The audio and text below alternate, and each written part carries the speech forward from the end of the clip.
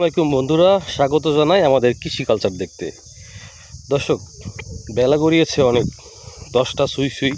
গত রাতে আমি আমার এক আত্মীয়ের বাসায় ছিলাম, সেখান থেকে সকালবেলা ইলেকট্রিক ব্যাগটা নিয়েই বাড়ি এসেছি। এসে বেশ কিছু জিনিস নিয়ে খামার এসেছি। আজকের দিনটা পুরাই খামারে কাটিয়ে দিব। আজকের আকাশ মেঘলা, ফুরফুরে হাওয়া বইছে, ফাগুনের শেষ লগ্ন। দেখুন কি এনেছি, 2টা পাওলোনিয়ার চারা।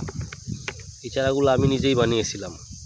বেশ কিছু টুলস মানে কাঁচি, কোদাল, তারপর করাত, কাটার, সুতা, শাবল, আর এনেছি একটা হাইব্রিড নেপিয়ার ঘাসের চারা, যেটা আমি সকালবেলা দাসার উপজেলা থেকে সড়কের পাশ থেকে নিয়ে এসেছি।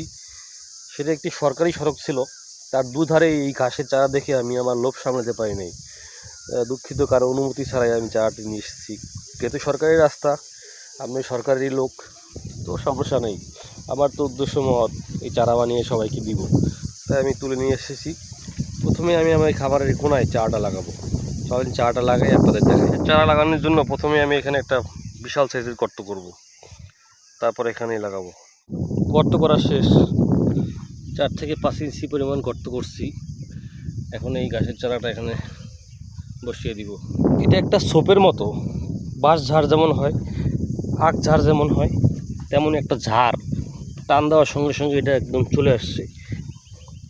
মাটিও খুব হালকা ছিল, তাই হয়তো উঠে আসছে গোড়া থেকে। তো পুরোটা একদম বসাই দিছি। এখন গোড়ায় মাটি দিয়ে উপর জুবরি পানি ঢালবো।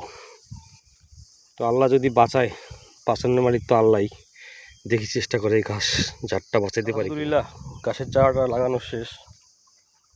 এই যে লাগাইলাম একদম বাগানের বা খামারের রাস্তা বরাবর, যাতে এই পাশটা একটা ঘাসের বেড়া তৈরি করতে পারি। এখন পানি দিব। পানি আনলাম আমার খামারের পুকুর থেকে। এবার গাছে পানি দিয়ে দিই। গাছটার চারপাশটাতে একদম পুরো পানি দিতে হবে। বেশ কয়েক বালতি পানি লাগবে। পুরো চারপাশটা আমি ভিজিয়ে ফেলতে চাই। আলহামদুলিল্লাহ, ইতিমধ্যেই পালোনিয়া 2টা রোপণ করতে পারছি। রোপণ করে পানি দিয়ে বেড়া দিয়ে দিয়েছি। কাছাকাছি লাগিয়েছি 2টাই। দেখি বাঁচানো যায় কি না, কারণ এত কাছে মানে এত ছোট চারা কখনো লাগাই নাই পালোনিয়ার।